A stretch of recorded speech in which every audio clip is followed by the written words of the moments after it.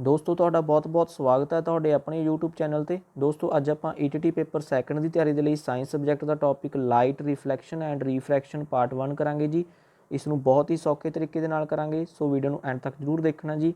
ਆਓ ਸ਼ੁਰੂ ਕਰਦੇ ਹਾਂ ਦੋਸਤੋ। ਆਪਣਾ ਫਸਟ ਕੁਐਸਚਨ ਹੈ, ਪ੍ਰਕਾਸ਼ ਕਿਸ ਤਰ੍ਹਾਂ ਚੱਲਦਾ ਹੈ? ਲਾਈਟ ਹੈ ਜਿਹੜੀ ਉਹ ਕਿਸ ਤਰ੍ਹਾਂ ਟਰੈਵਲ ਕਰਦੀ ਹੈ ਜੀ? ਤਾਂ ਆਪਣਾ ਰਾਈਟ ਆਨਸਰ ਹੈ ਦੋਸਤੋ ਆਪਸ਼ਨ ਸੀ। ਜਿਹੜਾ ਪ੍ਰਕਾਸ਼ ਹੈ, ਲਾਈਟ ਹੈ, ਉਹ ਸਿੱਧੀ ਰੇਖਾ ਦੇ ਵਿੱਚ ਇੱਕ ਸਟ੍ਰੇਟ ਲਾਈਨ ਦੇ ਵਿੱਚ ਟਰੈਵਲ ਕਰਦਾ ਹੈ ਜੀ। ਇਸ ਤਰ੍ਹਾਂ ਆਪਸ਼ਨ ਸੀ ਕਰੈਕਟ ਹੈ ਦੋਸਤੋ। ਜਿਵੇਂ ਕਿ ਤੁਸੀਂ ਪਿਕਚਰ ਦੇ ਵਿੱਚ ਦੇਖ ਰਹੇ ਹੋ, ਇੱਕ ਕੈਂਡਲ ਦੇ ਪ੍ਰਯੋਗ ਦੇ ਨਾਲ ਦਰਸਾਇਆ ਗਿਆ ਹੈ। ਇਹ ਜਿਹੜਾ ਪ੍ਰਕਾਸ਼ ਹੈ ਇਹ ਇੱਕ ਸਿੱਧੀ ਰੇਖਾ ਦੇ ਵਿੱਚ ਚੱਲਦਾ ਹੈ, ਠੀਕ ਹੈ ਜੀ। ਇਸ ਤਰ੍ਹਾਂ ਆਪਸ਼ਨ ਸੀ ਕਰੈਕਟ ਹੈ ਦੋਸਤੋ। ਆਪਣਾ ਨੈਕਸਟ ਕੁਐਸਚਨ ਹੈ ਜੀ, ਹੇਠ ਲਿਖਿਆਂ ਦੇ ਵਿੱਚੋਂ ਪ੍ਰਕਾਸ਼ ਦੇ ਬਾਰੇ ਕਿਹੜਾ ਕਥਨ ਸਹੀ ਹੈ? ਇਹਨਾਂ ਦੇ ਵਿੱਚੋਂ ਕਿਹੜੀ ਸਟੇਟਮੈਂਟ ਕਰੈਕਟ ਹੈ ਜੀ ਪ੍ਰਕਾਸ਼ ਦੇ ਬਾਰੇ, ਲਾਈਟ ਦੇ ਬਾਰੇ? ਤਾਂ ਆਪਣਾ ਰਾਈਟ ਆਨਸਰ ਹੈ ਜੀ ਆਪਸ਼ਨ ਡੀ। ਉਪਰੋਕਤ ਸਾਰੀ ਹੀ ਜਿਹੜੀਆਂ ਸਟੇਟਮੈਂਟਸ ਨੇ ਬਿਲਕੁਲ ਕਰੈਕਟ ਨੇ ਜੀ। ਪ੍ਰਕਾਸ਼ ਊਰਜਾ ਦਾ ਇੱਕ ਰੂਪ ਹੁੰਦਾ ਹੈ। ਜਿਹੜਾ ਲਾਈਟ ਹੈ ਜੀ ਉਹ ਇੱਕ ਤਰ੍ਹਾਂ ਦੀ ਐਨਰਜੀ ਹੈ। ਇਸ ਤੋਂ ਇਲਾਵਾ ਪ੍ਰਕਾਸ਼ ਦਾ ਪੁੰਜ ਨਹੀਂ ਹੁੰਦਾ ਅਤੇ ਇਹ ਖਲਾਅ ਯਾਨੀ ਕਿ ਵੈਕਿਊਮ ਦੇ ਵਿੱਚ ਜਿੱਥੇ ਹਵਾ ਮੌਜੂਦ ਨਹੀਂ ਹੁੰਦੀ ਉੱਥੇ ਪ੍ਰਕਾਸ਼ ਦਾ ਰਸਤਾ ਜਿਹੜਾ ਉਹ ਦਿਖਾਈ ਨਹੀਂ ਦਿੰਦਾ। ਇਹ ਸਾਰੇ ਹੀ ਜਿਹੜੇ ਪੁਆਇੰਟਸ ਨੇ ਬਿਲਕੁਲ ਕਰੈਕਟ ਨੇ ਜੀ। ਆਪਣੀ ਆਪਸ਼ਨ ਡੀ ਕਰੈਕਟ ਹੈ ਦੋਸਤੋ। ਆਪਣਾ ਨੈਕਸਟ ਕੁਐਸਚਨ ਹੈ ਜੀ, ਜਦੋਂ ਪ੍ਰਕਾਸ਼ ਦੀਆਂ ਕਿਰਨਾਂ ਕਿਸੇ ਇੱਕ ਸਤ੍ਹਾ ਨੂੰ ਟਕਰਾ ਕੇ ਉਸੇ ਮਾਧਿਅਮ ਦੇ ਵਿੱਚ ਵਾਪਸ ਪਰਤ ਜਾਂਦੀਆਂ ਨੇ ਤਾਂ ਪ੍ਰਕਾਸ਼ ਦੇ ਇਸ ਵਤੀਰੇ ਨੂੰ ਕੀ ਕਹਿੰਦੇ ਹਨ? ਦੋਸਤੋ ਜਿਵੇਂ ਕਿ ਆਪਾਂ ਸਪੋਜ਼ ਕਰ ਲੈਂਦੇ ਹਾਂ, ਜਿਹੜਾ ਪ੍ਰਕਾਸ਼ ਹੈ ਉਹ ਹਵਾ ਦੇ ਵਿੱਚੋਂ ਆਇਆ ਹੈ, ਠੀਕ ਹੈ। ਇੱਕ ਤਰ੍ਹਾਂ ਦਾ ਮਾਧਿਅਮ ਹੈ ਜੋ ਕਿ ਇਹ ਹਵਾ ਦੇ ਵਿੱਚੋਂ ਆਇਆ ਹੈ ਅਤੇ ਹਵਾ ਦੇ ਵਿੱਚ ਹੀ ਵਾਪਸ ਮੁੜ ਗਿਆ ਕਿਸੇ ਚੀਜ਼ ਦੇ ਨਾਲ ਟਕਰਾ ਕੇ, ਤਾਂ ਇਸ ਤਰ੍ਹਾਂ ਦੇ ਵਤੀਰੇ ਨੂੰ ਅਸੀਂ ਕੀ ਕਹਾਂਗੇ ਜੀ? ਤਾਂ ਆਪਣਾ ਰਾਈਟ ਆਨਸਰ ਹੋਵੇਗਾ ਦੋਸਤੋ ਆਪਸ਼ਨ ਬੀ। ਇਸ ਨੂੰ ਪ੍ਰਕਾਸ਼ ਦਾ ਪਰਾਵਰਤਨ ਯਾਨੀ ਕਿ ਰਿਫਲੈਕਸ਼ਨ ਆਫ ਲਾਈਟ ਕਹਿੰਦੇ ਹਾਂ ਜੀ। ਇਸ ਤਰ੍ਹਾਂ ਆਪਸ਼ਨ ਬੀ ਕਰੈਕਟ ਹੈ ਦੋਸਤੋ। ਇਸ ਨੂੰ ਅਸੀਂ ਪਿਕਚਰ ਦੀ ਹੈਲਪ ਦੇ ਨਾਲ ਸਮਝਦੇ ਹਾਂ ਜੀ। ਜਿਵੇਂ ਕਿ ਤੁਹਾਡੇ ਸਾਹਮਣੇ ਦੋਸਤੋ ਇੱਕ ਪਿਕਚਰ ਹੈ, ਇਸ ਦੇ ਵਿੱਚ ਤੁਸੀਂ ਦੇਖ ਰਹੇ ਹੋ ਜਿਹੜਾ ਪ੍ਰਕਾਸ਼ ਹੈ ਉਹ ਸੂਰਜ ਤੋਂ ਆ ਰਿਹਾ ਹੈ, ਠੀਕ ਹੈ ਜੀ। ਅਤੇ ਉਹ ਇੱਕ ਰੁੱਖ 'ਤੇ ਪੈ ਰਿਹਾ ਹੈ ਅਤੇ ਰੁੱਖ ਤੋਂ ਪਰਾਵਰਤਿਤ ਹੋ ਕੇ ਸਾਡੀਆਂ ਅੱਖਾਂ ਦੇ ਵਿੱਚ ਪੈ ਰਿਹਾ ਹੈ ਜੀ, ਠੀਕ ਹੈ ਜੀ, ਰਿਫਲੈਕਟ ਹੋ ਰਿਹਾ ਹੈ। ਤਾਂ ਇਸ ਤਰ੍ਹਾਂ ਦਾ ਜਿਹੜਾ ਵਤੀਰਾ ਹੈ ਜੀ ਪ੍ਰਕਾਸ਼ ਦਾ, ਉਸ ਨੂੰ ਅਸੀਂ ਪਰਾਵਰਤਨ ਕਹਾਂਗੇ ਜੀ ਪ੍ਰਕਾਸ਼ ਦਾ, ਯਾਨੀ ਕਿ ਰਿਫਲੈਕਸ਼ਨ ਆਫ ਲਾਈਟ ਕਹਾਂਗੇ। ਇਹ ਕਿਸੇ ਸੋਰਸ ਤੋਂ ਜਿੱਥੋਂ ਪ੍ਰਕਾਸ਼ ਪੈ ਰਿਹਾ ਹੈ ਉੱਥੋਂ ਲੈ ਕੇ ਅਤੇ ਕਿਸੇ ਹੋਰ ਚੀਜ਼ ਦੇ ਨਾਲ ਟਕਰਾ ਕੇ ਸਾਡੀਆਂ ਅੱਖਾਂ ਦੇ ਵਿੱਚ ਪੈਂਦਾ ਹੈ, ਜਿਸ ਦੇ ਕਰਕੇ ਅਸੀਂ ਉਸ ਚੀਜ਼ ਨੂੰ ਦੇਖ ਪਾਉਂਦੇ ਹਾਂ। ਇੱਕ ਹੋਰ ਐਗਜ਼ਾਮਪਲ ਲੈਂਦੇ ਹਾਂ ਜੀ ਆਪਾਂ। ਜਿਹੜਾ ਬਲਬ ਦਾ ਪ੍ਰਕਾਸ਼ ਹੈ ਉਹ ਸੋਫੇ ਦੇ ਉੱਪਰ ਪੈ ਰਿਹਾ ਹੈ ਜੀ, ਠੀਕ ਹੈ ਜੀ। ਹਵਾ ਦੇ ਵਿੱਚੋਂ ਆਇਆ, ਠੀਕ ਹੈ ਜੀ, ਅਤੇ ਸੋਫੇ ਦੇ ਉੱਪਰ ਪਿਆ, ਸੋਫੇ ਦੀ ਸਤ੍ਹਾ ਦੇ ਨਾਲ ਟਕਰਾ ਕੇ ਉਹ ਸਾਡੀਆਂ ਅੱਖਾਂ ਦੇ ਵਿੱਚ ਪਿਆ, ਯਾਨੀ ਕਿ ਵਾਪਸ ਹਵਾ ਦੇ ਵਿੱਚ ਮੁੜ ਗਿਆ। ਅਤੇ ਪ੍ਰਕਾਸ਼ ਦੇ ਇਸ ਵਤੀਰੇ ਨੂੰ ਹੀ ਪ੍ਰਕਾਸ਼ ਦਾ ਪਰਾਵਰਤਨ ਕਿਹਾ ਜਾਂਦਾ ਹੈ ਜੀ, ਰਿਫਲੈਕਸ਼ਨ ਆਫ ਲਾਈਟ ਕਿਹਾ ਜਾਂਦਾ। ਇਸ ਦੇ ਕਰਕੇ ਹੀ ਅਸੀਂ ਚੀਜ਼ਾਂ ਨੂੰ ਦੇਖ ਪਾਉਂਦੇ ਹਾਂ। ਜਿੰਨੀਆਂ ਵੀ ਸਾਡੇ ਆਲੇ ਦੁਆਲੇ ਦੀਆਂ ਸਾਰੀਆਂ ਚੀਜ਼ਾਂ ਨੇ ਉਹ ਪ੍ਰਕਾਸ਼ ਦਾ ਪਰਾਵਰਤਨ ਕਰਦੀਆਂ ਨੇ, ਯਾਨੀ ਕਿ ਲਾਈਟ ਨੂੰ ਰਿਫਲੈਕਟ ਕਰਦੀਆਂ ਨੇ ਜੀ। ਆਪਣਾ ਨੈਕਸਟ ਕੁਐਸਚਨ ਹੈ ਦੋਸਤੋ, ਪ੍ਰਕਾਸ਼ ਸਾਨੂੰ ਵਸਤੂਆਂ ਦਿਖਾਈ ਦੇਣ ਦੇ ਵਿੱਚ ਕਿਸ ਤਰ੍ਹਾਂ ਮਦਦ ਕਰਦਾ ਹੈ ਜੀ? ਤਾਂ ਆਪਣਾ ਰਾਈਟ ਆਨਸਰ ਹੋਵੇਗਾ ਦੋਸਤੋ ਆਪਸ਼ਨ ਏ। ਵਸਤੂਆਂ ਤੋਂ ਪਰਾਵਰਤਿਤ ਹੋਇਆ ਪ੍ਰਕਾਸ਼ ਸਾਡੀਆਂ ਅੱਖਾਂ ਦੇ ਵਿੱਚ ਪੈਂਦਾ ਹੈ ਜੀ, ਜਿਸ ਦੇ ਕਰਕੇ ਅਸੀਂ ਵਸਤੂਆਂ ਨੂੰ ਦੇਖ ਪਾਉਂਦੇ ਹਾਂ। ਇਸ ਤਰ੍ਹਾਂ ਆਪਸ਼ਨ ਏ ਕਰੈਕਟ ਹੈ ਦੋਸਤੋ, ਠੀਕ ਹੈ ਜੀ। ਦੋਸਤੋ ਇਹਨਾਂ ਪਿਕਚਰਸ ਨੂੰ ਧਿਆਨ ਦੇ ਨਾਲ ਨੋਟ ਕਰ ਲੈਣਾ। ਤੁਸੀਂ ਦੇਖ ਰਹੇ ਹੋ ਇਹ ਇਸ ਤਰ੍ਹਾਂ ਦੀ ਸ਼ੇਪ ਹੈ ਜਿਹੜੀ ਉਹ ਬਣ ਰਹੀ ਹੈ ਹਰ ਇੱਕ ਪਿਕਚਰ ਦੇ ਵਿੱਚ, ਠੀਕ ਹੈ ਜੀ। ਇਸ ਤਰ੍ਹਾਂ ਦੀ ਸ਼ੇਪ ਬਣ ਰਹੀ ਹੈ ਜੀ। ਇਹਨਾਂ ਨੂੰ ਅਸੀਂ ਇੱਕ ਵਾਰੀ ਸਮਝ ਲੈਂਦੇ ਹਾਂ, ਇਹਨਾਂ ਕਿਰਨਾਂ ਨੂੰ ਕੀ ਕਹਿੰਦੇ ਹਾਂ। ਜਿਹੜੀ ਤੁਸੀਂ ਪਿਕਚਰ ਦੇਖ ਰਹੇ ਹੋ ਤੁਹਾਡੇ ਸਾਹਮਣੇ, ਜਿਹੜੀ ਪ੍ਰਕਾਸ਼ ਦੀ ਪਿਕਚਰ ਆ ਰਹੀ ਹੈ ਜੀ ਕਿਸੇ ਸਤ੍ਹਾ 'ਤੇ ਪੈਣ ਦੇ ਲਈ, ਉਸ ਨੂੰ ਅਸੀਂ ਆਪਾਤੀ ਕਿਰਨ ਕਹਿੰਦੇ ਹਾਂ ਪੰਜਾਬੀ ਦੇ ਵਿੱਚ, ਠੀਕ ਹੈ ਜੀ। ਆਪਾਤੀ ਕਿਰਨ ਜਿਹੜੀ ਸਤ੍ਹਾ ਜਿਹੜੀ ਪ੍ਰਕਾਸ਼ ਦੀ ਕਿਰਨ ਸਾਡੀਆਂ ਅੱਖਾਂ ਦੇ ਵਿੱਚ ਪੈ ਰਹੀ ਹੈ ਜੀ, ਠੀਕ ਹੈ ਜੀ, ਪਰਾਵਰਤਿਤ ਹੋ ਕੇ, ਉਸ ਨੂੰ ਅਸੀਂ ਪਰਾਵਰਤਿਤ ਕਿਰਨ ਕਹਿੰਦੇ ਹਾਂ ਜੀ, ਪਰਾਵਰਤਿਤ ਕਿਰਨ, ਠੀਕ ਹੈ ਜੀ। ਅਤੇ ਇੱਥੇ ਆਪਾਂ ਇੱਕ ਧਿਆਨ ਦੇਣ ਜੋ ਗੱਲ ਹੈ ਦੋਸਤੋ, ਇਸ ਦੇ ਵਿਚਕਾਰ ਜੇਕਰ ਇੱਕ ਆਪਾਂ ਇਮੈਜੀਨਰੀ ਲਾਈਨ ਖਿੱਚਦੇ ਹਾਂ, ਠੀਕ ਹੈ, ਇਸ ਦੇ ਵਿਚਕਾਰ ਇੱਕ ਇਮੈਜੀਨਰੀ ਲਾਈਨ ਖਿੱਚਦੇ ਹਾਂ ਤਾਂ ਇਸ ਨੂੰ ਨੋਰਮਲ ਕਿਹਾ ਜਾਂਦਾ ਹੈ, ਅਭਿਲੰਬ ਕਿਹਾ ਜਾਂਦਾ ਹੈ। ਅਤੇ ਜਿਹੜੇ ਇਹ ਕੋਣ ਬਣਨਗੇ ਦੋਨੋਂ ਬਰਾਬਰ ਬਣਨਗੇ ਜੀ, ਠੀਕ ਹੈ ਜੀ। ਇਸ ਨੂੰ ਆਪਾਂ ਨੈਕਸਟ ਕੁਐਸਚਨ ਦੇ ਵਿੱਚ ਸਮਝਦੇ ਹਾਂ ਦੋਸਤੋ। ਆਪਣਾ ਨੈਕਸਟ ਕੁਐਸਚਨ ਹੈ ਜੀ, ਪ੍ਰਕਾਸ਼ ਦੇ ਪਰਾਵਰਤਨ ਦੌਰਾਨ ਆਪਤਨ ਕੋਣ ਅਤੇ ਪਰਾਵਰਤਨ ਕੋਣ ਦੇ ਵਿਚਕਾਰ ਕੀ ਸੰਬੰਧ ਹੁੰਦਾ ਹੈ? ਦੋਸਤੋ ਜਿਵੇਂ ਆਪਾਂ ਤੁਹਾਨੂੰ ਮੈਂ ਪਿਕਚਰ ਦੇ ਵਿੱਚ ਸਮਝਾਇਆ ਸੀ, ਇਹ ਵਾਲੀ ਜਿਹੜੀ ਕਿਰਨ ਆ ਰਹੀ ਹੈ ਪ੍ਰਕਾਸ਼ ਦੀ, ਇਸ ਨੂੰ ਆਪਾਂ ਇੰਗਲਿਸ਼ ਦੇ ਵਿੱਚ ਇੰਸੀਡੈਂਟ ਰੇ ਕਹਿੰਦੇ ਹਾਂ ਅਤੇ ਪੰਜਾਬੀ ਦੇ ਵਿੱਚ ਆਪਾਤੀ ਕਿਰਨ ਕਹਿੰਦੇ ਹਾਂ ਜੀ, ਠੀਕ ਹੈ ਜੀ। ਜਿਹੜੀ ਕਿਰਨ ਰਿਫਲੈਕਟ ਹੋ ਕੇ ਜਾ ਰਹੀ ਹੈ ਜੀ ਰੇ, ਇਹਨੂੰ ਅਸੀਂ ਰਿਫਲੈਕਟਡ ਰੇ ਕਹਿੰਦੇ ਹਾਂ, ਪਰਾਵਰਤਿਤ ਕਿਰਨ ਕਹਿੰਦੇ ਹਾਂ ਜੀ। ਅਤੇ ਇਸ ਦੇ ਵਿਚਕਾਰ ਇੱਕ ਲਾਈਨ ਖਿੱਚਦੇ ਹਾਂ ਜੀ, ਨਾਰਮਲ ਕਹਿੰਦੇ ਹਾਂ ਇਸ ਨੂੰ ਇੰਗਲਿਸ਼ ਦੇ ਵਿੱਚ, ਪੰਜਾਬੀ ਦੇ ਵਿੱਚ ਅਭਿਲੰਬ ਕਹਿੰਦੇ ਹਾਂ। ਇਹ ਇੱਕ ਇਮੈਜੀਨਰੀ ਲਾਈਨ ਹੈ ਜੀ ਇਹ ਵੀ।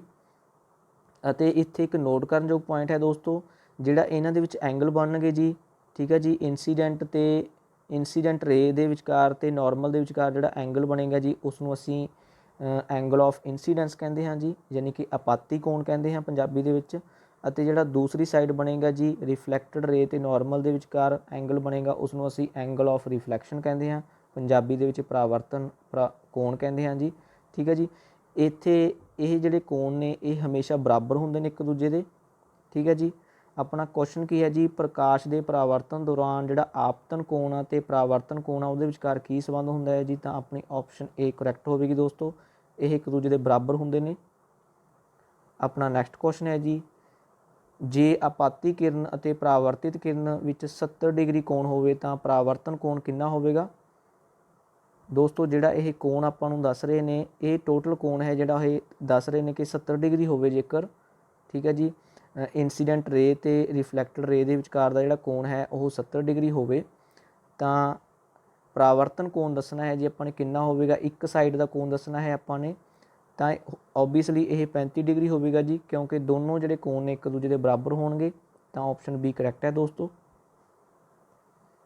ਆਪਣਾ ਨੈਕਸਟ ਕੁਐਸਚਨ ਹੈ ਜੀ, ਜੇਕਰ ਆਪਤਨ ਕੋਣ 45 ਡਿਗਰੀ ਹੈ ਜੀ, ਆਪਣੇ ਕੋਲ ਜਿਹੜਾ ਆਪਤਨ ਕੋਣ ਹੈ ਉਹ 45 ਡਿਗਰੀ ਹੈ ਇਹ ਵਾਲਾ ਕੋਣ, ਠੀਕ ਹੈ ਜੀ, ਅਤੇ ਦੂਸਰਾ ਜਿਹੜਾ ਕੋਣ ਆਰ ਹੈ ਉਹ ਦੱਸਣਾ ਹੈ ਜੀ ਆਪਾਂ ਕਿੰਨਾ ਹੋਵੇਗਾ, ਤਾਂ ਇਹ ਜਿਹੜਾ ਕੋਣ ਹੈ ਜੀ ਐਂਗਲ ਆਫ ਰਿਫਲੈਕਸ਼ਨ ਹੈ ਜਿਹੜਾ ਉਹ ਵੀ 45 ਡਿਗਰੀ ਹੋਵੇਗਾ ਜੀ, ਪਰਾਵਰਤਿਤ ਕੋਣ 45 ਡਿਗਰੀ ਹੋਵੇਗਾ ਉਹ ਵੀ, ਕਿਉਂਕਿ ਇਹ ਇੱਕ ਦੂਜੇ ਦੇ ਬਰਾਬਰ ਹੁੰਦੇ ਨੇ। ਇਸ ਤਰ੍ਹਾਂ ਆਪਸ਼ਨ ਸੀ ਕਰੈਕਟ ਹੈ ਦੋਸਤੋ।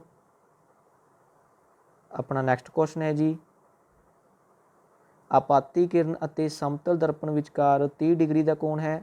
ਦੋਸਤੋ ਆਪਾਂ ਨੇ ਪਹਿਲਾਂ ਵੀ ਇਹ ਪੜ੍ਹ ਚੁੱਕੇ ਹਾਂ ਕਿ ਜਿਹੜੇ ਇਹ ਰੇਜ਼ ਨੇ ਇਹ ਕਿਸੇ ਨਾ ਕਿਸੇ ਸਤ੍ਹਾ 'ਤੇ ਪੈਂਦੀਆਂ ਨੇ ਜੀ, ਉਹ ਕੋਈ ਮਿਰਰ ਵੀ ਹੋ ਸਕਦਾ ਜਾਂ ਕੋਈ ਹੋਰ ਵਸਤੂ ਹੋ ਸਕਦੀ ਆ, ਠੀਕ ਆ। ਇਸ ਸਤ੍ਹਾ 'ਤੇ ਜਿਹੜਾ ਇਹ ਕੋਣ ਬਣਦਾ ਹੈ ਜੀ ਨਾਰਮਲ ਅਤੇ ਸਤ੍ਹਾ ਦੇ ਵਿਚਕਾਰ ਜਿਹੜਾ ਕੋਣ ਬਣਦਾ ਹੈ ਜੀ ਇਹ 90 ਡਿਗਰੀ ਦਾ ਹੁੰਦਾ ਹੈ, ਠੀਕ ਹੈ ਜੀ। ਨਾਰਮਲ ਅਤੇ ਮਿਰਰ ਦੇ ਵਿਚਕਾਰ ਜਿਹੜਾ ਕੋਣ ਬਣਦਾ ਹੈ ਜਾਂ ਕਿਸੇ ਹੋਰ ਵਸਤੂ ਦੀ ਸਤ੍ਹਾ ਦੇ ਵਿਚਕਾਰ ਕੋਣ ਬਣਦਾ ਹੈ ਇਹ ਵਾਲਾ ਕੋਣ ਇਹ 90 ਡਿਗਰੀ ਦਾ ਹੁੰਦਾ ਹੈ ਜੀ, ਠੀਕ ਹੈ ਜੀ। ਇਹ ਯਾਦ ਰੱਖਣਾ ਆਪਾਂ ਨੂੰ। ਉਹਨਾਂ ਨੇ ਦੱਸਿਆ ਹੈ ਜੀ ਕਿ ਇੰਸੀਡੈਂਟ ਰੇ ਹੈ ਜਿਹੜੀ ਅਤੇ ਮਿਰਰ ਹੈ ਇਸ ਦੇ ਵਿਚਕਾਰ ਦਾ ਕੋਣ ਕਿੰਨਾ ਹੈ, 30 ਡਿਗਰੀ ਹੈ ਜੀ, ਠੀਕ ਹੈ ਜੀ।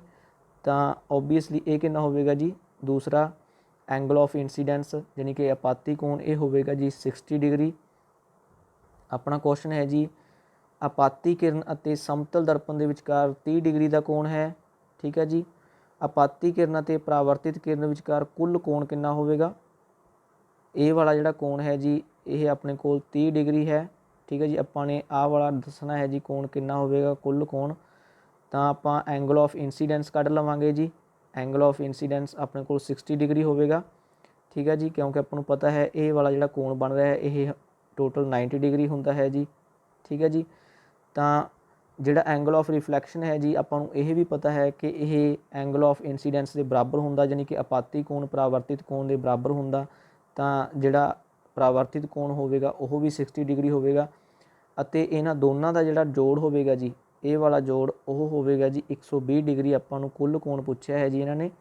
ਆਪਾਤੀ ਕਿਰਨ ਅਤੇ ਸਮਤਲ ਦਰਪਣ ਵਿਚਕਾਰ 30 ਡਿਗਰੀ ਦਾ ਕੋਣ ਹੈ, ਆਪਾਤੀ ਕਿਰਨ ਅਤੇ ਪਰਾਵਰਤਿਤ ਕਿਰਨ ਵਿਚਕਾਰ ਕੁੱਲ ਕੋਣ ਕਿੰਨਾ ਹੋਵੇਗਾ, ਤਾਂ ਇਹ ਹੋਵੇਗਾ ਜੀ 120 ਡਿਗਰੀ। ਤਾਂ ਆਪਣੀ ਆਪਸ਼ਨ ਡੀ ਕਰੈਕਟ ਹੈ ਦੋਸਤੋ।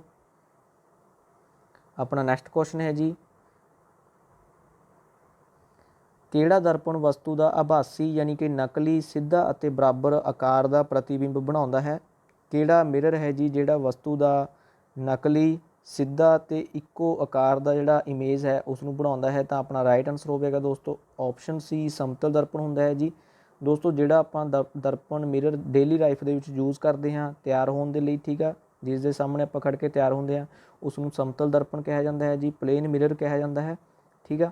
ਇਸ ਦਾ ਜਿਹੜਾ ਪ੍ਰਤੀਬਿੰਬ ਹੈ ਉਹ ਕੀ ਹੋਵੇਗਾ ਜੀ, ਨਕਲੀ ਹੋਵੇਗਾ। ਆਪਣੀ ਸ਼ੀਸ਼ੇ ਦੇ ਵਿੱਚ ਜਿਹੜੀ ਇਮੇਜ ਹੈ ਉਹ ਨਕਲੀ ਬਣੇਗੀ, ਸਿੱਧੀ ਹੋਵੇਗੀ ਅਤੇ ਉਸ ਦਾ ਆਕਾਰ ਆਪਣੇ ਆਕਾਰ ਦੇ ਬਰਾਬਰ ਹੋਵੇਗਾ ਉਸ ਇਮੇਜ ਦਾ ਆਕਾਰ, ਠੀਕ ਹੈ ਜੀ। ਤਾਂ ਇਹ ਸਾਰੇ ਹੀ ਜਿਹੜੇ ਫੀਚਰਸ ਵਾਲਾ ਹੁੰਦਾ ਹੈ ਜੀ ਇਹ ਸਮਤਲ ਦਰਪਣ। ਇਹ ਵਸਤੂ ਦਾ ਆਭਾਸੀ ਸਿੱਧਾ ਅਤੇ ਬਰਾਬਰ ਆਕਾਰ ਦਾ ਪ੍ਰਤੀਬਿੰਬ ਬਣਾਉਂਦਾ ਹੈ ਜੀ, ਆਪਸ਼ਨ ਸੀ ਕਰੈਕਟ ਹੈ ਦੋਸਤੋ। ਜਿਵੇਂ ਕਿ ਤੁਸੀਂ ਪਿਕਚਰ ਦੇ ਵਿੱਚ ਦੇਖ ਰਹੇ ਹੋ ਜੀ, ਠੀਕ ਹੈ ਜੀ। ਅਤੇ ਜਿੰਨੀ ਦੂਰੀ 'ਤੇ ਆਪਾਂ ਉਸ ਸ਼ੀਸ਼ੇ ਤੋਂ ਖੜਾਂਗੇ ਜੀ, ਉਹ ਇਮੇਜ ਵੀ ਜਿਹੜੀ ਉਨੀ ਹੀ ਦੂਰੀ ਦੇ ਉੱਪਰ ਬਣੇਗੀ ਜੀ ਉਸ ਸ਼ੀਸ਼ੇ ਦੇ ਵਿੱਚ। ਆਪਣਾ ਨੈਕਸਟ ਕੁਐਸਚਨ ਹੈ ਜੀ, ਵਾਹਨਾਂ ਵਿੱਚ ਪਿੱਛੇ ਦੀ ਆਵਾਜਾਈ ਦੇਖਣ ਦੇ ਲਈ ਕਿਹੜਾ ਦਰਪਣ ਵਰਤਿਆ ਜਾਂਦਾ ਹੈ। ਦੋਸਤੋ ਜਿਹੜੇ ਹੁਣ ਆਪਾਂ ਅੱਗੇ ਕੁਐਸਚਨ ਕਰਾਂਗੇ ਉਹ ਸਫੈਰੀਕਲ ਮਿਰਰ ਦੇ ਬਾਰੇ ਕਰਾਂਗੇ, ਜਾਣੀ ਕਿ ਗੋਲ ਜਿਹੜੇ ਸ਼ੀਸ਼ੇ ਨੇ ਉਹਨਾਂ ਦੇ ਬਾਰੇ ਕਰਾਂਗੇ ਜੀ, ਜਿਸ ਨੂੰ ਅਵਤਲ ਦਰਪਣ ਕਨਕੇਵ ਮਿਰਰ ਅਤੇ ਉੱਤਲ ਦਰਪਣ ਕਨਵੈਕਸ ਮਿਰਰ ਕਿਹਾ ਜਾਂਦਾ ਹੈ। ਉਹਨਾਂ ਦੇ ਨਾਲ ਰਿਲੇਟਡ ਇੰਪੋਰਟੈਂਟ ਕੁਐਸਚਨ ਕਰਾਂਗੇ ਜੀ। ਵਾਹਨਾਂ ਦੇ ਪਿੱਛੇ ਦੀ ਆਵਾਜਾਈ ਦੇਖਣ ਦੇ ਲਈ ਕਿਹੜਾ ਦਰਪਣ ਵਰਤਿਆ ਜਾਂਦਾ ਹੈ, ਤਾਂ ਆਪਣਾ ਰਾਈਟ ਆਨਸਰ ਹੈ ਜੀ ਆਪਸ਼ਨ ਬੀ, ਉੱਤਲ ਦਰਪਣ ਵਰਤਿਆ ਜਾਂਦਾ ਹੈ ਜੀ। ਕਨਵੈਕਸ ਮਿਰਰ ਵਰਤਿਆ ਜਾਂਦਾ ਹੈ ਵਾਹਨਾਂ ਦੇ ਪਿੱਛੇ ਦੀ ਆਵਾਜਾਈ ਦੇਖਣ ਦੇ ਲਈ, ਜਿਵੇਂ ਕਿ ਤੁਸੀਂ ਪਿਕਚਰ ਦੇ ਵਿੱਚ ਦੇਖ ਰਹੇ ਹੋ ਦੋਸਤੋ। ਇਸ ਦੀ ਬਣਾਵਟ ਕਿਸ ਤਰ੍ਹਾਂ ਦੀ ਹੁੰਦੀ ਹੈ ਜੀ, ਆਪਾਂ ਇਸ ਨੂੰ ਸਮਝਦੇ ਹਾਂ ਦੋਸਤੋ। ਇੱਕ ਤੁਸੀਂ ਤੁਹਾਡੇ ਸਾਹਮਣੇ ਪਿਕਚਰ ਦੇਖ ਰਹੇ ਹੋ, ਇਹ ਚਮਚ ਦੀ ਪਿਕਚਰ ਹੈ ਜੀ, ਠੀਕ ਹੈ ਜੀ। ਜਿਹੜਾ ਚਮਚ ਦਾ ਅੰਦਰ ਵਾਲਾ ਸਾਈਡ ਹੁੰਦਾ ਹੈ ਜੀ, ਜਿਸ ਦੇ ਵਿੱਚ ਅਸੀਂ ਕੋਈ ਵੀ ਚੀਜ਼ ਰੱਖ ਕੇ ਖਾਂਦੇ ਹਾਂ, ਉਸ ਦਾ ਅਸੀਂ ਤੁਲਨਾ ਅਵਤਲ ਦਰਪਣ ਦੇ ਨਾਲ ਕਰ ਸਕਦੇ ਹਾਂ। ਇਹ ਅਵਤਲ ਦਰਪਣ ਦੀ ਸ਼ੇਪ ਹੁੰਦੀ ਹੈ ਜੀ, ਠੀਕ ਹੈ ਜੀ। ਅਤੇ ਜਿਹੜਾ ਉਸ ਦਾ ਪੁੱਠੀ ਸਾਈਡ ਹੁੰਦੀ ਹੈ ਜੀ, ਚਮਚ ਦੀ ਬਾਹਰਲੀ ਸਾਈਡ, ਉਸ ਦੀ ਅਸੀਂ ਤੁਲਨਾ ਉੱਤਲ ਦਰਪਣ ਦੇ ਨਾਲ ਕਰ ਸਕਦੇ ਹਾਂ ਜੀ, ਕਨਵੈਕਸ ਮਿਰਰ ਦੇ ਨਾਲ, ਠੀਕ ਹੈ ਜੀ। ਇਹ ਹੈ ਕਨਕੇਵ। ਅਤੇ ਤੁਸੀਂ ਦੇਖ ਰਹੇ ਹੋ ਜਿਹੜਾ ਅਵਤਲ ਦਰਪਣ ਹੁੰਦਾ ਹੈ ਜੀ, ਇਹ ਇਮੇਜ ਪੁੱਠੀ ਬਣਾਉਂਦਾ ਹੈ, ਠੀਕ ਹੈ ਜੀ। ਉੱਤਲ ਦਰਪਣ ਹੁੰਦਾ ਹੈ, ਇਹ ਇਮੇਜ ਸਿੱਧੀ ਬਣਾਉਂਦਾ ਹੈ ਜੀ। ਆਪਾਂ ਇੱਥੇ ਆਕਾਰ ਦੇਖਣਾ ਹੈ ਜੀ, ਆਕਾਰ ਨੂੰ ਚੰਗੀ ਤਰ੍ਹਾਂ ਸਮਝ ਲਓ ਕਿ ਅਵਤਲ ਦਰਪਣ ਦਾ ਆਕਾਰ ਕਿਵੇਂ ਹੋਵੇਗਾ ਜੀ, ਵਿੱਚੋਂ ਡੂੰਘਾ ਜਿਹਾ, ਠੀਕ ਹੈ ਜੀ। ਜਿਹੜੀ ਇਸ ਦੀ ਪਿਛਲੀ ਸਾਈਡ ਹੋਵੇਗੀ ਉਹ ਪੋਲਿਸ਼ ਕੀਤੀ ਹੋਵੇਗੀ ਜੀ, ਬੰਦ ਹੋਵੇਗੀ। ਇਸੇ ਤਰ੍ਹਾਂ ਜਿਹੜਾ ਉੱਤਲ ਦਰਪਣ ਹੋਵੇਗਾ ਜੀ, ਇਹ ਉੱਭਰਿਆ ਜਿਹਾ ਹੋਵੇਗਾ ਜੀ ਬਾਹਰ ਨੂੰ, ਠੀਕ ਹੈ ਜੀ। ਅਤੇ ਇਹ ਕਿਨਾਰਿਆਂ ਤੋਂ ਜਿਹੜਾ ਉੱਤਲ ਦਰਪਣ ਹੈ ਉਹ ਮੋਟਾ ਹੋਵੇਗਾ ਜੀ, ਪਤਲਾ ਹੋਵੇਗਾ ਜੀ, ਅਤੇ ਵਿਚਕਾਰ ਤੋਂ ਮੋਟਾ ਹੋਵੇਗਾ ਕਨਵੈਕਸ ਮਿਰਰ। ਇਸ ਤੋਂ ਇਲਾਵਾ ਇਸ ਦੇ ਉਲਟ ਜਿਹੜਾ ਕਨਕੇਵ ਮਿਰਰ ਹੈ ਜੀ, ਉਹ ਵਿਚਕਾਰ ਤੋਂ ਪਤਲਾ ਹੁੰਦਾ ਹੈ, ਠੀਕ ਹੈ ਜੀ, ਅਤੇ ਸਿਰਿਆਂ ਤੋਂ ਮੋਟਾ ਹੁੰਦਾ ਹੈ ਜੀ। ਅਤੇ ਇਸ ਦਾ ਜਿਹੜਾ ਦ੍ਰਿਸ਼ਟੀ ਖੇਤਰ ਹੁੰਦਾ ਹੈ ਜੀ, ਫੀਲਡ ਆਫ ਵਿਊ, ਉਹ ਵੱਡਾ ਹੁੰਦਾ ਹੈ ਜੀ, ਕਿਉਂਕਿ ਇਹ ਕਾਫੀ ਜ਼ਿਆਦਾ ਏਰੀਏ ਨੂੰ ਦਿਖਾਉਂਦਾ ਹੈ। ਜਿਵੇਂ ਆਪਾਂ ਕਿਸੇ ਵੀ ਵਹੀਕਲ ਦੇ ਵਿੱਚ ਯੂਜ਼ ਕਰਦੇ ਹਾਂ, ਪਿੱਛੇ ਟ੍ਰੈਫਿਕ ਨੂੰ ਦੇਖਣ ਦੇ ਲਈ ਕਾਫੀ ਵੱਡਾ ਵਿਊ ਦਿਖਾ ਰਿਹਾ ਹੈ ਜੀ, ਕਾਫੀ ਸਾਰੀਆਂ ਚੀਜ਼ਾਂ ਨੂੰ ਦਿਖਾ ਰਿਹਾ ਹੈ। ਇਸ ਤਰ੍ਹਾਂ ਇਸ ਦਾ ਫੀਲਡ ਆਫ ਵਿਊ ਹੈ ਜਿਹੜਾ ਵੱਡਾ ਹੁੰਦਾ ਹੈ, ਦ੍ਰਿਸ਼ਟੀ ਖੇਤਰ। ਆਪਣਾ ਨੈਕਸਟ ਕੁਐਸਚਨ ਹੈ ਦੋਸਤੋ, ਦੰਦਾਂ ਦੇ ਡਾਕਟਰ ਦੁਆਰਾ ਆਮ ਤੌਰ 'ਤੇ ਕਿਹੜੇ ਦਰਪਣ ਦੀ ਵਰਤੋਂ ਕੀਤੀ ਜਾਂਦੀ ਹੈ, ਤਾਂ ਆਪਣਾ ਰਾਈਟ ਆਨਸਰ ਹੋਵੇਗਾ ਜੀ ਆਪਸ਼ਨ ਏ, ਦੰਦਾਂ ਦੇ ਡਾਕਟਰ ਦੁਆਰਾ ਅਵਤਲ ਦਰਪਣ ਯਾਨੀ ਕਿ ਕਨਕੇਵ ਮਿਰਰ ਦੀ ਵਰਤੋਂ ਕੀਤੀ ਜਾਂਦੀ ਹੈ ਜੀ। ਜਿਵੇਂ ਕਿ ਤੁਸੀਂ ਪਿਕਚਰ ਦੇ ਵਿੱਚ ਦੇਖ ਰਹੇ ਹੋ ਦੋਸਤੋ, ਜਿਹੜਾ ਅਵਤਲ ਦਰਪਣ ਹੈ ਜੀ, ਕਾਫੀ ਥਾਵਾਂ 'ਤੇ ਇਸ ਦੀ ਵਰਤੋਂ ਕੀਤੀ ਜਾਂਦੀ ਹੈ। ਜਿਵੇਂ ਕਿ ਸ਼ੇਪ ਬਣਾਉਣ ਦੇ ਲਈ, ਗੱਡੀਆਂ ਦੀਆਂ ਹੈੱਡਲਾਈਟਸ ਦੇ ਵਿੱਚ, ਆਪਾਂ ਨੇ ਸਾਰਿਆਂ ਨੇ ਗੱਡੀ ਦੀ ਹੈੱਡਲਾਈਟ ਦੇਖੀ ਹੋਵੇਗੀ ਕਿ ਉਸ ਦੇ ਵਿੱਚ ਵੀ ਅੰਦਰ ਨੂੰ ਜਾਣੀ ਕਿ ਇਹ ਡੂੰਘਾ ਜਿਹਾ ਹੁੰਦਾ ਹੈ ਜੀ ਅਵਤਲ ਦਰਪਣ, ਠੀਕ ਆ, ਜਿਵੇਂ ਕਿ ਤੁਸੀਂ ਪਿਕਚਰ ਦੇ ਵਿੱਚ ਦੇਖ ਰਹੇ ਹੋ। ਇਸ ਤੋਂ ਇਲਾਵਾ ਸੂਰਜੀ ਕੁੱਕਰ ਦੇ ਵਿੱਚ ਇਸ ਦੀ ਵਰਤੋਂ ਕੀਤੀ ਜਾਂਦੀ ਹੈ ਜੀ, ਖਾਣਾ ਪਕਾਉਣ ਦੇ ਲਈ, ਠੀਕ ਹੈ ਜੀ। ਇਸ ਤੋਂ ਇਲਾਵਾ ਘੜੀ ਸਾਜ਼ ਦੇ ਦੁਆਰਾ ਘੜੀ ਦੇ ਸੂਖਮ ਪੁਰਜਿਆਂ ਨੂੰ ਦੇਖਣ ਦੇ ਲਈ, ਜਿਹੜੇ ਬਰੀਕ ਪਾਰਟਸ ਨੇ ਉਹਨਾਂ ਨੂੰ ਦੇਖਣ ਦੇ ਲਈ ਇਸ ਦੀ ਵਰਤੋਂ ਕੀਤੀ ਜਾਂਦੀ ਹੈ। ਇਸ ਤਰ੍ਹਾਂ ਇਹਨਾਂ ਦੇ ਵਿੱਚ ਇਹ ਯੂਜ਼ ਕੀਤਾ ਜਾਂਦਾ ਹੈ ਜੀ। ਆਪਣਾ ਨੈਕਸਟ ਕੁਐਸਚਨ ਹੈ ਦੋਸਤੋ, ਕਿਸ ਦਰਪਣ ਨੂੰ ਅਭਿਸਾਰੀ ਦਰਪਣ ਯਾਨੀ ਕਿ ਕਨਵਰਜਿੰਗ ਮਿਰਰ ਕਿਹਾ ਜਾਂਦਾ ਹੈ। ਆਪਣਾ ਰਾਈਟ ਆਨਸਰ ਹੈ ਜੀ ਆਪਸ਼ਨ ਸੀ, ਅਵਤਲ ਦਰਪਣ ਯਾਨੀ ਕਿ ਕਨਕੇਵ ਮਿਰਰ ਨੂੰ ਕਿਹਾ ਜਾਂਦਾ ਹੈ ਜੀ ਅਭਿਸਾਰੀ ਦਰਪਣ। ਇਸ ਤਰ੍ਹਾਂ ਆਪਸ਼ਨ ਸੀ ਕਰੈਕਟ ਹੈ ਦੋਸਤੋ। ਆਪਣਾ ਨੈਕਸਟ ਕੁਐਸਚਨ ਹੈ ਜੀ, ਅਵਤਲ ਦਰਪਣ ਦੁਆਰਾ ਬਣਾਇਆ ਗਿਆ ਪ੍ਰਤੀਬਿੰਬ ਕਿਹੋ ਜਿਹਾ ਹੁੰਦਾ ਹੈ ਜਦੋਂ ਵਸਤੂ ਐਫ ਅਤੇ ਪੀ ਦੇ ਵਿਚਕਾਰ ਹੋਵੇ। ਦੋਸਤੋ ਇੱਥੇ ਆਪਾਂ ਕੁਐਸਚਨ ਨੂੰ ਕਰਨ ਤੋਂ ਪਹਿਲਾਂ ਐਫ ਕੀ ਹੁੰਦਾ ਹੈ ਜੀ, ਪੀ ਕੀ ਹੁੰਦਾ ਹੈ, ਇਸ ਦੇ ਬਾਰੇ ਸਮਝਦੇ ਹਾਂ। ਆਪਣੇ ਕੋਲ ਦੋਸਤੋ ਇੱਕ ਪਿਕਚਰ ਹੈ, ਠੀਕ ਹੈ ਜੀ। ਸਪੋਜ਼ ਕਰ ਲਓ ਇਹ ਇੱਕ ਆਪਣੇ ਕੋਲ ਗੋਲ ਕੱਚ ਦਾ ਬਰਤਨ ਹੈ ਜੀ, ਠੀਕ ਹੈ ਜੀ, ਹੋਲੋ ਗਲਾਸ ਹੈ, ਠੀਕ ਹੈ ਜੀ। ਅਤੇ ਇਹ ਆਪਾਂ ਨੇ ਉਸ ਦਾ ਇੱਕ ਟੁਕੜਾ ਕੱਟ ਲਿਆ ਜੀ ਇਸ ਨੂੰ, ਠੀਕ ਹੈ ਜੀ, ਇੱਕ ਸਾਈਡ ਤੋਂ ਇਸ ਦਾ ਟੁਕੜਾ ਕੱਟ ਲਿਆ ਅਤੇ ਉਸ ਨੂੰ ਬੈਕ ਸਾਈਡ ਤੋਂ ਆਪਾਂ ਨੇ ਪੋਲਿਸ਼ ਕਰ ਦਿੱਤਾ, ਬੰਦ ਕਰ ਦਿੱਤਾ, ਠੀਕ ਹੈ ਜੀ। ਅਤੇ ਉਸ ਦੀ ਜਿਹੜੀ ਅੰਦਰਲੀ ਸਾਈਡ ਹੈ ਜੀ, ਉਹ ਉਸ ਦਾ ਸ਼ੀਸ਼ੇ ਦੀ ਤਰ੍ਹਾਂ ਕੰਮ ਕਰੇਗੀ।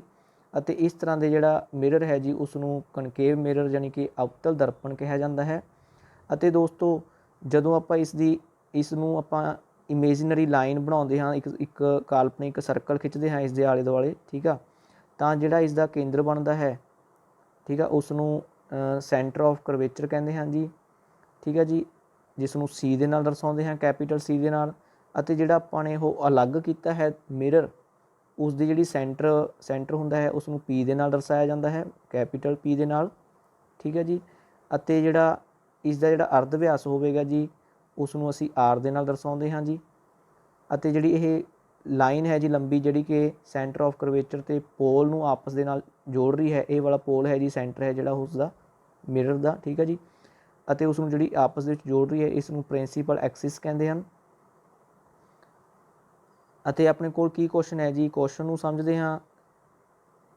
ਕੁਐਸਚਨ ਹੈ ਜੀ, ਅਵਤਲ ਦਰਪਣ ਦੁਆਰਾ ਬਣਾਇਆ ਗਿਆ ਪ੍ਰਤੀਬਿੰਬ ਕਿਹੋ ਜਿਹਾ ਹੁੰਦਾ ਹੈ ਜਦੋਂ ਵਸਤੂ P ਅਤੇ F ਦੇ ਵਿਚਕਾਰ ਹੋਵੇ, ਠੀਕ ਹੈ ਜੀ।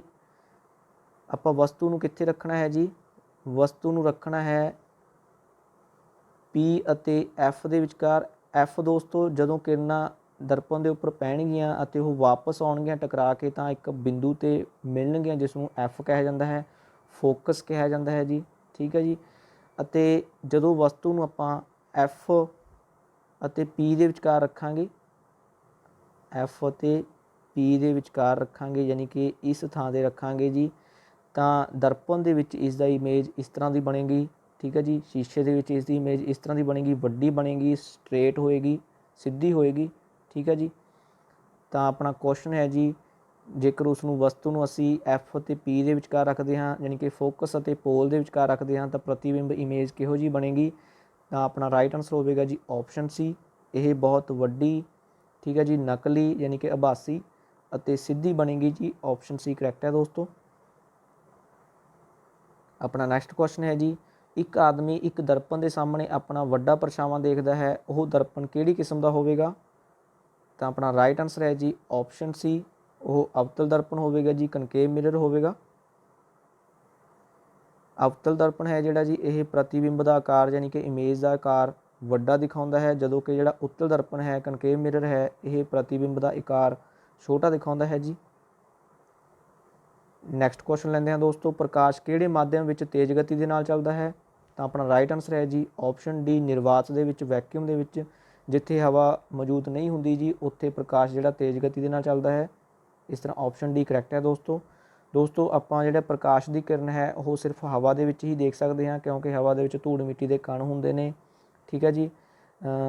ਤਾਂ ਕਰਕੇ ਸਾਨੂੰ ਉਹ ਦਿਖਾਈ ਦੇ ਜਾਂਦੀ ਹੈ, ਜਾਂ ਕਿਸੇ ਹੋਰ ਮਾਧਿਅਮ ਦੇ ਵਿੱਚ ਵੀ ਦੇਖ ਸਕਦੇ ਹਾਂ ਅਸੀਂ ਪ੍ਰਕਾਸ਼ ਦੀ ਕਿਰਨ, ਪਰ ਅਸੀਂ ਨਿਰਵਾਤ ਦੇ ਵਿੱਚ, ਵੈਕਿਊਮ ਦੇ ਵਿੱਚ, ਜਿੱਥੇ ਹਵਾ ਮੌਜੂਦ ਨਹੀਂ ਹੁੰਦੀ ਉੱਥੇ ਅਸੀਂ ਪ੍ਰਕਾਸ਼ ਦੀ ਕਿਰਨ ਨਹੀਂ ਦੇਖ ਸਕਦੇ, ਠੀਕ ਹੈ ਜੀ। ਇਸ ਕੁਐਸਚਨ ਦੇ ਅਕੋਰਡਿੰਗ ਪ੍ਰਕਾਸ਼ ਕਿਹੜੇ ਮਾਧਿਅਮ ਦੇ ਵਿੱਚ ਤੇਜ਼ ਗਤੀ ਦੇ ਨਾਲ ਚੱਲਦਾ ਹੈ, ਤਾਂ ਆਪਣਾ ਰਾਈਟ ਆਨਸਰ ਹੋਵੇਗਾ ਜੀ ਆਪਸ਼ਨ ਡੀ, ਨਿਰਵਾਤ ਦੇ ਵਿੱਚ, ਕਿਉਂਕਿ ਧੂੜ ਮਿੱਟੀ ਦੇ ਕਣ ਉਸ ਦੇ ਵਿੱਚ ਮੌਜੂਦ ਨਹੀਂ ਹੁੰਦੇ ਜੀ, ਇਸ ਕਰਕੇ ਪ੍ਰਕਾਸ਼ ਦਾ ਰਸਤਾ ਬਿਲਕੁਲ ਸਾਫ਼ ਹੁੰਦਾ ਹੈ ਜੀ। ਆਪਣਾ ਨੈਕਸਟ ਕੁਐਸਚਨ ਹੈ ਦੋਸਤੋ, ਇੱਕ ਵਿਅਕਤੀ ਕਿਸੇ ਵਸਤੂ ਦਾ ਅਵਤਲ ਦਰਪਣ ਵਿੱਚ ਬਹੁਤ ਵੱਡਾ ਪ੍ਰਤੀਬਿੰਬ ਦੇਖਣਾ ਚਾਹੁੰਦਾ ਹੈ ਤਾਂ ਉਹ ਵਸਤੂ ਨੂੰ ਦਰਪਣ ਦੇ ਸਾਹਮਣੇ ਕਿੱਥੇ ਰੱਖੇਗਾ, ਤਾਂ ਆਪਣਾ ਰਾਈਟ ਆਨਸਰ ਹੈ ਜੀ ਆਪਸ਼ਨ ਏ, ਉਹ ਵਸਤੂ ਨੂੰ F ਅਤੇ P ਦੇ ਵਿਚਕਾਰ ਰੱਖੇਗਾ ਜੀ। ਜੇਕਰ ਉਹ ਵਸਤੂ ਦਾ ਵੱਡਾ ਪ੍ਰਤੀਬਿੰਬ ਦੇਖਣਾ ਚਾਹੁੰਦਾ ਹੈ ਤਾਂ ਉਹ ਵਸਤੂ ਨੂੰ F ਅਤੇ P ਦੇ ਵਿਚਕਾਰ ਰੱਖੇਗਾ, ਇਸ ਦੇ ਨਾਲ ਵੱਡੀ ਇਮੇਜ ਬਣੇਗੀ, ਸਿੱਧੀ ਬਣੇਗੀ। ਆਪਣਾ ਲਾਸਟ ਕੁਐਸਚਨ ਹੈ ਜੀ, ਉੱਤਲ ਦਰਪਣ ਵਸਤੂ ਦਾ ਕਿਹੋ ਜਿਹਾ ਪ੍ਰਤੀਬਿੰਬ ਬਣਾਉਂਦਾ ਹੈ, ਆਪਣਾ ਰਾਈਟ ਆਨਸਰ ਹੈ ਜੀ ਆਪਸ਼ਨ ਬੀ, ਉੱਤਲ ਦਰਪਣ ਹੈ ਜਿਹੜਾ ਕਨਵੈਕਸ ਮਿਰਰ ਹੈ ਉਹ ਵਸਤੂ ਦਾ ਛੋਟਾ, ਨਕਲੀ, ਠੀਕ ਹੈ ਜੀ, ਜਿਸ ਨੂੰ ਆਭਾਸੀ ਕਹਿੰਦੇ ਹਾਂ, ਅਤੇ ਸਿੱਧਾ ਪ੍ਰਤੀਬਿੰਬ ਬਣਾਏਗਾ ਜੀ। ਜਿਵੇਂ ਕਿ ਤੁਸੀਂ ਪਿਕਚਰ ਦੇ ਵਿੱਚ ਦੇਖ ਰਹੇ ਹੋ ਦੋਸਤੋ, ਉੱਤਲ ਦਰਪਣ ਹੈ ਜਿਹੜਾ ਉਹ ਬਾਹਰ ਨੂੰ ਉੱਭਰਿਆ ਹੋਇਆ ਹੁੰਦਾ ਹੈ, ਉਸ ਦੀ ਸ਼ੀਸ਼ੇ ਦੀ ਜਿਹੜੀ ਸਿੱਧੀ ਸਾਈਡ ਹੁੰਦੀ ਜੀ ਦੇਖਣ ਵਾਲੀ ਉਹ ਬਾਹਰ ਨੂੰ ਉੱਭਰੀ ਹੋਈ ਹੁੰਦੀ ਹੈ, ਠੀਕ ਹੈ ਜੀ।